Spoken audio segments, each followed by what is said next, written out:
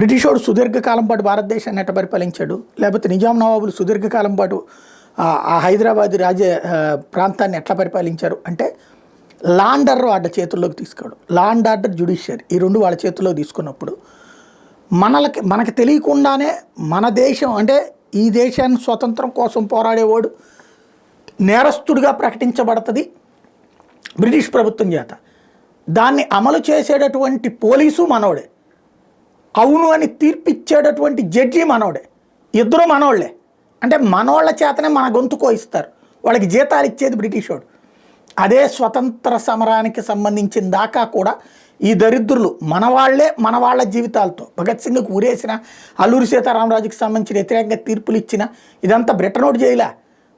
ఇక్కడ మనకి పడక సచ్చినటువంటి దరిద్రులు లేదా వాళ్ళ యొక్క తాబేదారులుగా పనిచేసిన మన దరిద్రుల యొక్క వ్యవహారం.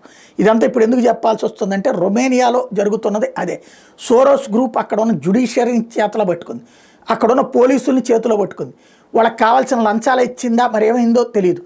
రొమేనియాలో జరిగినటువంటి ఎన్నికల్లో 2 విడతల ఎన్నికల్లో మొదటి విడత ఎన్నికల్లో ఎప్పుడైతే పాలకపక్షం దిగిపోయి కొత్త ప్రభుత్వం వచ్చే అవకాశం వచ్చిందో వెంటనే ఆ ఎన్నికల్ని రద్దు చేస్తూ అధ్యక్షుడు తీసుకున్న నిర్ణయాన్ని కోర్టు ధృవీకరించడం ఒక ఎత్తు అయితే, ఆ ధృవీకరణ మీదన అధ్యక్షుడు పొరపాటును వెళ్ళి the European court of human rights దగ్గరికి వెళ్ళాడు. చివరికి ఆ European court of human rights కూడా రొమేనియన్ ప్రెసిడెన్షియల్ క్యాండిడేట్ కలిన్ జార్జు అప్పీల్ని తిరస్కరించింది.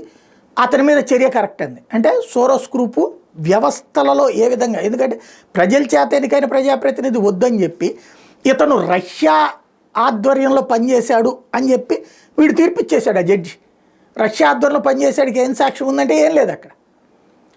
అధ్యక్షుడు చెప్పేశాడు. అదే మొక్కని యూరోపియన్ కోర్టు కూడా చెప్పేసింది. ఇంకా దీన్ని బట్టి ఏమర్థమవుతుంది, అంతర్జాతీయంగా రాజకీయాలు ఎట్లా నడుస్తున్నాయో అర్థం చేసుకోవాల్సి ఉంటుంది.